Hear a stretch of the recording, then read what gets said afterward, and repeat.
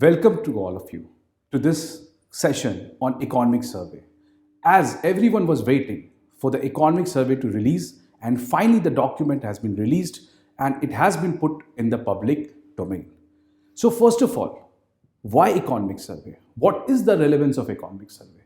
So let me tell you, if there's only one book which can take you towards the UPSC qualification, then it is only the economic survey. Because economic survey discusses everything what is happening in the economy, and not only about what is happening in the economy, but it also tells what is the future for the Indian economy, be its GDP, be its inflation, be its forex reserves. Everything has been discussed in the economic survey. Although it is a voluminous book, it's approximately 500 pages, but still the book is highly intellectual because all the professional, all the highly expertise economists of India and also the global have their role to play in preparation of the Indian economic survey. And let me tell you the historical context. Since 1950s, this document is published annually. Annually, without any break, this survey has been published. And once you read the survey, you get the entire gist of what is happening in the Indian economy, right? So first of all, let's do the basics. Who releases it? It is released by the Department of Economic Affairs. See, Ministry of Finance under the Government of India has many departments, and one of the department is Department of Economic Affairs, which prepares this report under the guidance of Chief Economic Advisor. So Chief Economic Advisor is the central person who is responsible to document this intellectual book. What it happens, what it includes, so it includes the growth outlook for the past year, that is for FY23, that means from 2022 to 2023, how the economy has performed, and also it projects how the economy is going to perform in the next coming financial year, that is from 2023 to 2024. And it is generally released a day before the budget is released. So budget is released generally on 1st Feb, and then the survey is put into public domain by 31st of January. Right. So first we'll understand what the economic survey has to tell about GDP. See, GDP is the most important parameter to gauge the status of Indian economy. Every country releases its GDP data, and on that data, we compare how the economy is performing, right? So the survey projects that the GDP growth rate to be 6 to 6.8% in 2023 to 2024.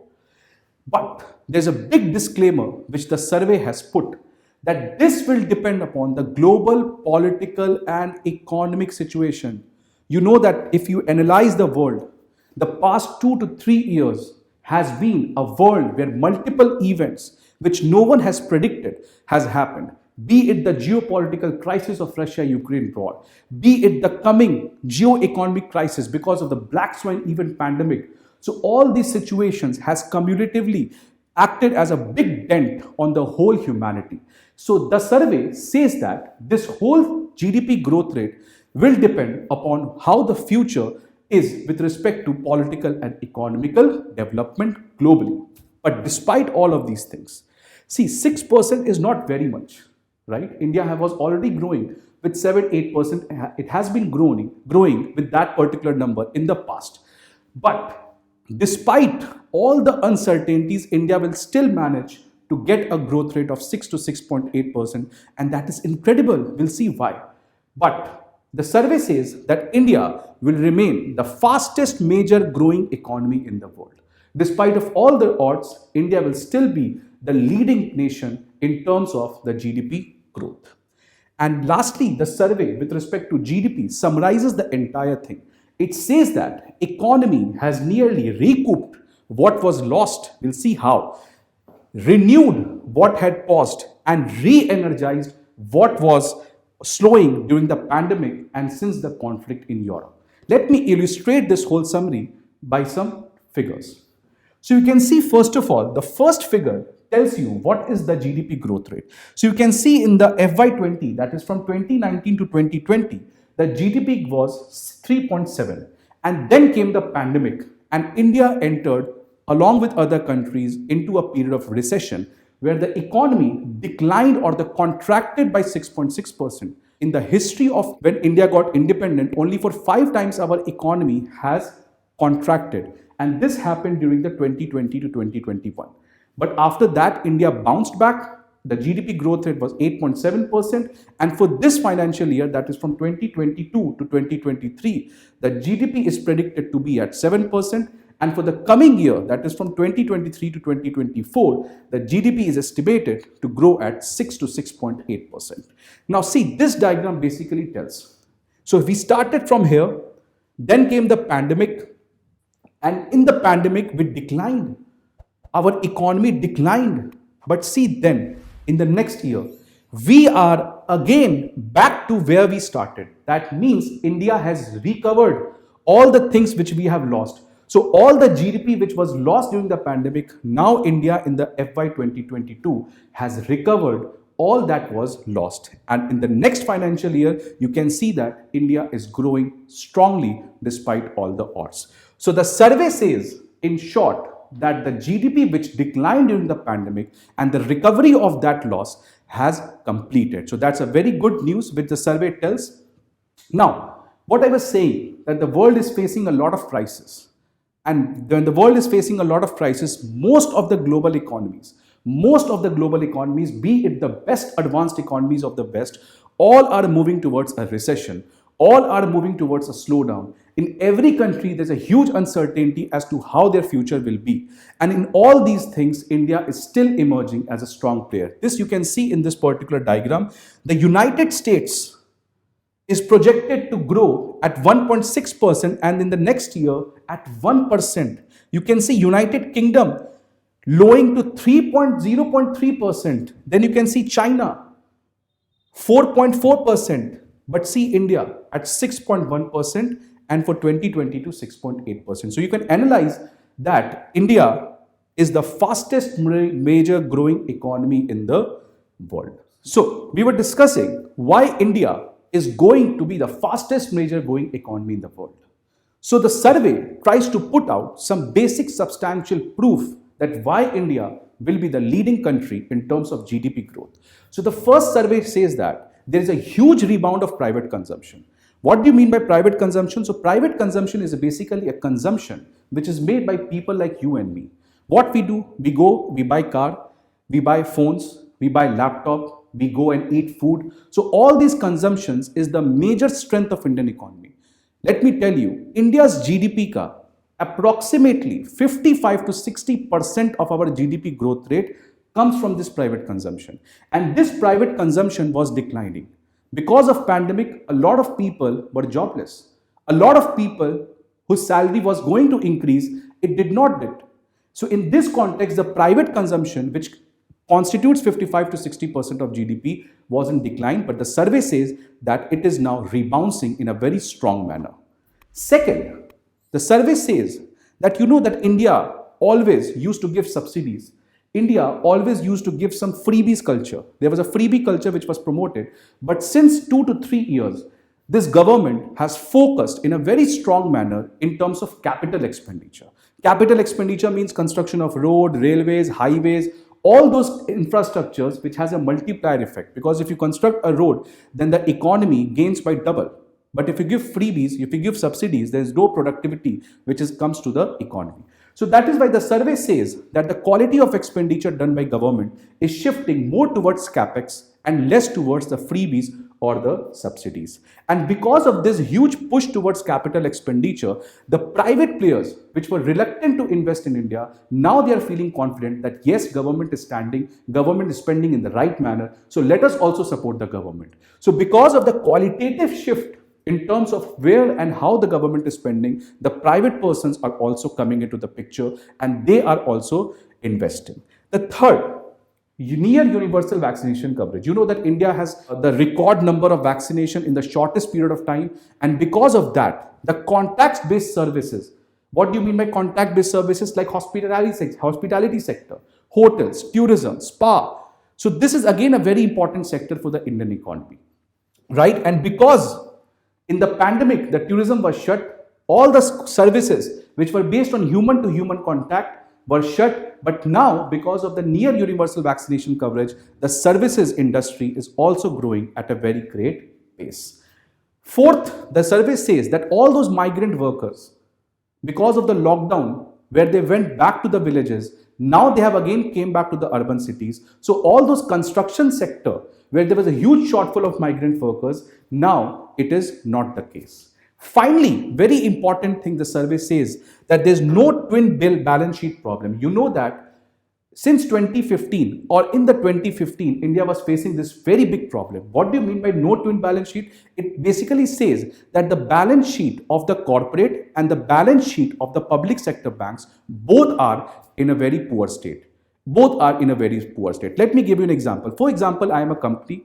I have taken 100 crore of loan, but I'm not able to repay that loan back. So my balance sheet has gone, and the bank which has given me the loan, now uska bhi balance sheet has gone, right? So both the balance sheet gets disturbed. So this problem India was facing in 2015, but due to many different steps which has been taken by government, now there is a Tata bye-bye to this twin balance sheet problem. India has now a very robust public sector banks, and also the state of the corporates which were highly over leveraged at one point of time, their balance sheet has also consolidated, right? So now India does not have any twin balance sheet problem. So in all this context, the survey says that everything sounds very optimistic for India, and hence India, after the pandemic or after this war, when the things will settle down, India will emerge in a much more stronger manner than anyone has expected.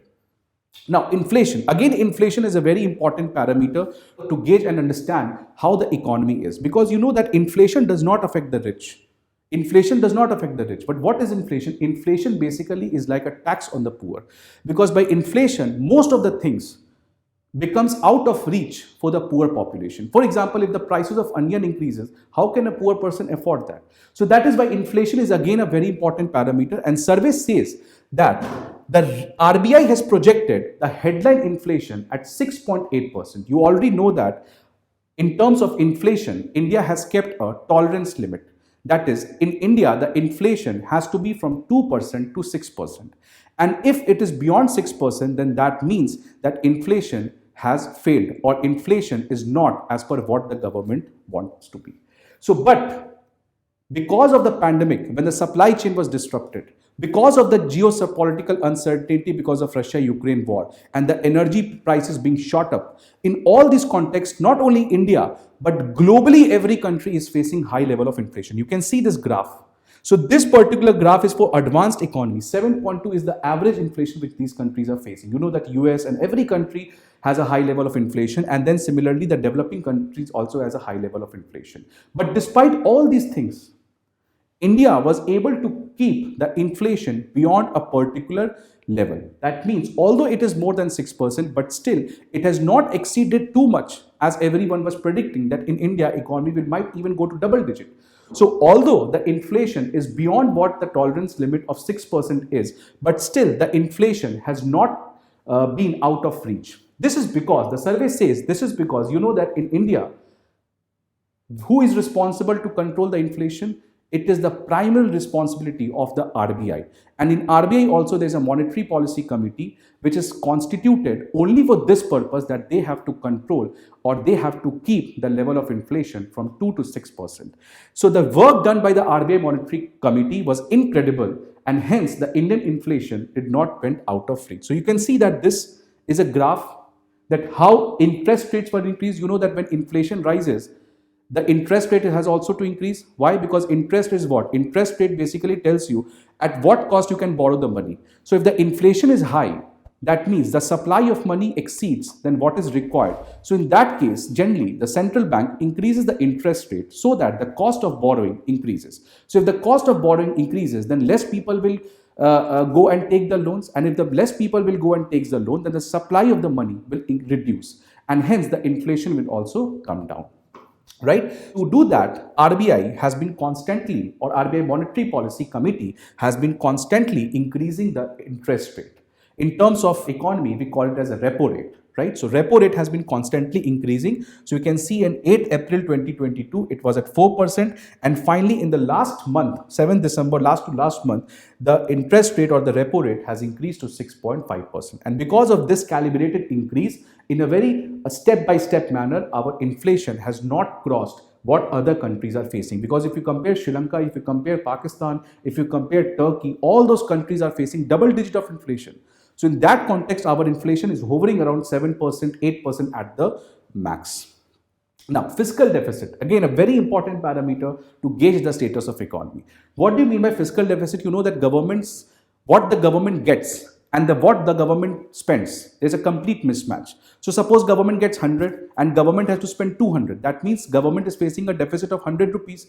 So that is known as fiscal deficit. That is known as fiscal deficit. So fiscal deficit is also a very important parameter, because if government recklessly take loan, if government recklessly spends a lot of money, then the economy, the macroeconomic stability of the economy comes into problems, right? So you can see that the fiscal deficit, right? It was in FY20 9.2. Now it has come down to 6.4. You know that our target is to achieve a fiscal deficit of 4.5% by 25-26. So in that context, the fiscal deficit is again on the declining trend. It is again on the declining trend. Because if the government, why there's a limit? There's a limit because you have to control what the government spends. Because if you don't have any limit or if you don't have any plan, then government can borrow any amount of money. And hence, if government borrows a lot of money and spends recklessly, then the inflation will rise. And hence the stability of the country comes into crisis. And similarly, the fiscal deficit of the state, you can see it's 3.4%, right? So for the center, it is on the declining trend. And for the state also, it is around 3 to 4% the fiscal deficit. Now comes to the tax collection. So tax collection, the graph has been put by the economic survey, right? So for the FY23, you can see that out of 100 rupees which the government gets, 28 comes from the GST, 26 comes from the corporate income tax, 26 comes from the personal income tax, 26 comes from the excise duty, and 8% comes from the customs. So you can see that GST, which was a game changer tax-based revolution, now has very much stabilized. So the unpredictability which was with GST now has gone, and the GST has emerged as a very stable tax. So you can see that there has been a robust increase in terms of GST collection. Now, if we do the sectoral growth trends, how different sectors of the economy are performing. You know that there are three sectors. One is the agriculture, second is the industrial, and the third one is services. If we compare all the three sectors, let us see which sector has performed well and which sector has not performed well. So as per the survey, the agriculture sector has been the most resilient sector in the entire pandemic or in the entire game of the picture. You can see that it grew also during the pandemic. So during the pandemic, it grew at 3.3%. You know, you can see the industry minus 3.3. You can see the services minus 7.7, minus 7.8. But despite all the sector showing a recession, the agriculture sector was very strong and it was very resilient sector. So you can see that agriculture sector is expected to grow at 3.5%. The government target is 4%. Okay, so it is close to that 3.5%. If you see the industrial sector, this is where the problem is. You know that India manufacturing is very much poor as compared to other countries. But our services sector is very good. Services ka matlab hota hai, you know, services that means tourism, services that means software. So like companies like TCS, Wipro. So India has a very good services sector, but when it comes to industrial sector or the manufacturing sector, India is not that good. So we can see that industrial growth shattered during the pandemic. It was at minus 3.3. But let me tell you that during the 2018-19, before the pandemic also, industrial growth rate was in the negative figure. So things are not going good in terms of industrial growth, but services sector, although it contracted during the pandemic, but now you can see it is growing in a very fast manner. So overall, if you see the agriculture sector is performing good, industrial sector is performing optimum as usual, always it happens, but the services sector is the key sector which is taking fastly the India's growth story. Then comes the goods trade outlook, goods merchandise trade outlook. So you know that India imports more goods than what it exports. ठीक है, India imports more goods than what it exports. Why? Because in India the manufacturing has not been developed that significantly as you can see in other countries, for example like China. So generally in India, most of the goods, you can see laptop, phone, car, everything is imported from outside, right? So that is why India has a trade deficit. Trade deficit means the amount which we get through export and the amount which we have to spend to get our import is always higher. So always the import value is higher than the export value, and hence we run a deficit. So see, you can see the deficit minus $60.2 billion, $54.6 billion, $62, $81 billion and $75 billion. So $75 billion का deficit है. So this dollar deficit basically depletes our forex reserve. This dollar deficit basically depletes our forex reserve. And for a country like China, they have a trade balance and India has a trade deficit in terms of goods. But when you compare the services sector, this is the sector which has performed or which has been performing very appropriately, very up to the mark, and that is why Indian services sector is always having a trade balance. That means we export more than what we import, and that is why India always earns dollar, because any international transaction has to happen in dollar. So if we are sending a good, then we are getting dollar, and if we are buying a good, we have to sell dollar, we have to spend dollar. So because we export more than what we import, so you can see that in India, services sector is always positive. And you can see that survey says that in this year also, the trend will remain the same, and we will be earning huge forex reserve because of the positive trade balance in the services sector. And that is why, because we earn dollars over here, so this dollar we are using to fund the deficit which we are facing in the merchandise goods, right? Now, there is one big problem with the survey says. Although the problem is not that much, but the survey says that because of the geopolitical uncertainty, because of the geo-economic crisis which the world is facing, things might turn the other way when it comes to the current account deficit. You know that when we prepare the scheme of balance of payment, so there are two accounts. One is the capital account and the other one is the current account. What do you mean by capital account? Capital account is basically the flow of FDI, FPI and other things. And what do you mean by current account? Basically the trades in goods and services. So generally, if you compare the current account, it is always deficit, because the value of things which we export, all the goods and services combined, the amount which we export and the amount which we import, so the import value is much more higher. We have already seen this. You can see that in terms of goods trade, we are negative, but in terms of services trade, we are positive. But when you add this negative positive, we comes in a net negative, but still we are net negative. And that is why our current account deficit, which includes mostly the trades in goods and services apart from other things also. So trades and services, if you combine both the things, still we are negative. So generally the current account deficit was hovering around 1-2%, but this quarter, the last quarter, it came down to 4.4%. And this is a very worrying sign, because generally if the CAD, current account deficit, is from 3 to 4%, it's fine. But when it crosses that 4%, then the thing starts to become problematic. And you know that why? Because we have to get the oil imported, and because of the Russia-Ukraine war, the energy prices are shot up. So in that case, our import cost rises. Second, global commodity. You know that inflation is a global phenomena. Every country is facing inflation. So in that context, the global commodity prices is also on a rise. And third, whenever the current account deficit increases, the rupee starts to depreciate. The rupee starts to depreciate. And that is why you will always hear in news that rupee has touched its all-time low, its all-time high. So this is the reason. Whenever the current account deficit widens, the rupee straight away comes under the attack. But the survey says that although it is a worrying thing, but that does not mean that India is going to face a very severe crisis, because you know that what is current account deficit? It is a deficit. That means we are going how much dollar we are getting and how much dollar we are using to buy the imported goods. So when you export, you earn dollar, and when you import, you use your dollar.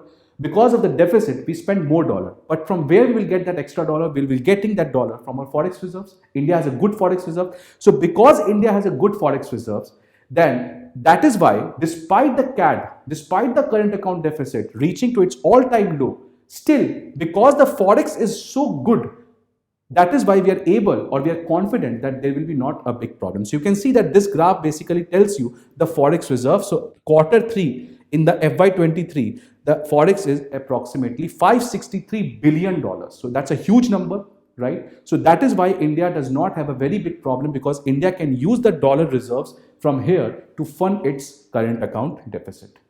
ठीक है. And this graph basically tells you the import cover. So currently, what is import cover? Import cover is basically even if we don't do any trade and the reserves which you have, so how long you can get the things imported with the same reserve which you have. So for example, if India has $563 billion and if we don't earn any dollar from tomorrow, so till how long we can get the things imported what we are importing. So for 8 to 10 months, for 10 months, we can still get the things imported. You know that during 1991, when India had a balance of payment crisis, so this is what was happening. India was left with no dollar reserves. So that is why India was not able to import anything, right? So forex reserve is that's why very crucial, because you know that India is a highly dependent on the import of oil. And when we don't have dollar, from where we are going to import the oil? So that is why the survey says that although the current account deficit is going to be a problem, but still we have a huge big forex reserve, and also the import cover is for approximately 10 months. So that is good. Coming to climate change, one of the new imagination discourse which the world is seeing, climate change, it is a new reality. And India, you know that despite India being a developing country and India's contribution to this whole climate injustice or the whole climate catastrophe is very less, but India has been a leading player in terms of climate-led activism. So you can see that how India has progressed. So the survey tries to sell that how India is performing in terms of its climate activism. So you can see that we started with National Action Plan on Climate Change. We went to the COP27 where we renewed our NDCs. You know that Panchamitra, where Prime Minister has given 5 major goals. One of the goals is that India will become net zero by 2070, right? Then share of renewables energy has increased out of the total electricity. And then finally, you see that this year also, last year, the government has launched this flagship scheme that is known as National Green Hydrogen Mission. And this year, we have launched this sovereign green bond, right? So the survey says that India has performed more than what it needs to when it comes to climate activism. Next come to unemployment. So unemployment, you know that this is again a very big issue for India. India is generally called as a jobless growth, or India is generally said that India is not generating much more jobs. But the survey says that this is not the case. Survey says that if you see the unemployment rate, so in 2018-19, the unemployment rate was 5.8%. But next year, it is 4.8%. And then another next year, it is 4.2%. That means our unemployment is on decline.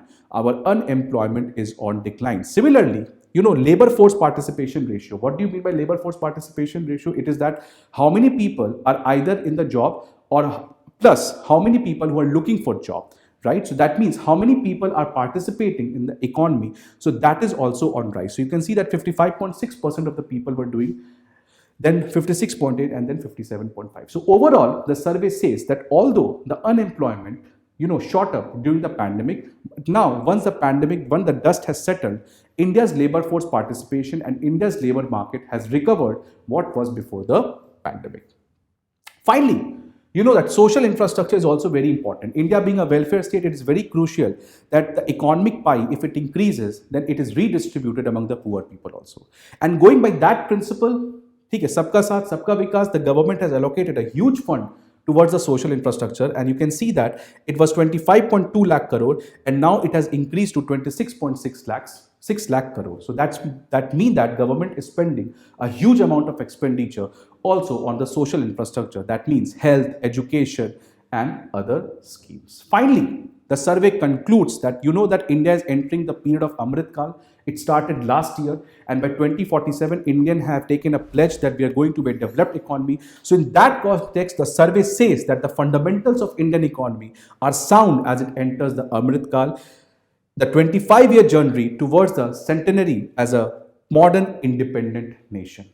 Right? So Amrit Kal is a very important period, and the survey also tells that this Amrit Kal will not only a growth story for India, but India will also act as a moral voice for the developing world. And in that context, the survey categorically puts that how India is going to look and how India is going to shape the world in its period of Amrit Kal by saying that we consider our growth as based on the principle of Vasudev Kutumbakam, that is one earth, one family, and one shared humanity. So in that context, the survey says that although India will be developing, India will be growing much faster, and India will become a developed country by 2047. But this growth will not only be for India, but this growth will be for the entire humanity. The growth will be based on moral principles of equality. The growth will be based on the principle of inclusion, and the growth will try to deliver the objective or to deliver the crisis which the whole humanity is facing. So the economic survey concludes everything in a much more optimistic note, and it says that Indian fundamental economic principles are very strong and India is bound to grow. India is bound to grow despite anything happen. India might be declining to some extent, but no one can stop the rise of India because all our economic fundamentals are in a very strong place. And this growth, the survey says, is not only for India, but this growth will help the humanity to be a better place. So I hope that this survey, you get a brief introductions, but this, let me tell you, my friends, this is only an introduction. There will be a huge detailed analysis, in-depth analysis, both from the prelims perspective, both from the mains perspective for interview and in general. So everything will be explained to you in as simple manner as it can be, so that the economic survey and the coming budget you are very much familiar with and you don't commit any mistake in the exam. So you have to wait for some time, and the detailed analysis is just right on the way to you in the coming days. Continue watching us. Thank you. Don't forget to like, share and subscribe to our channel and press the bell icon to never miss an update.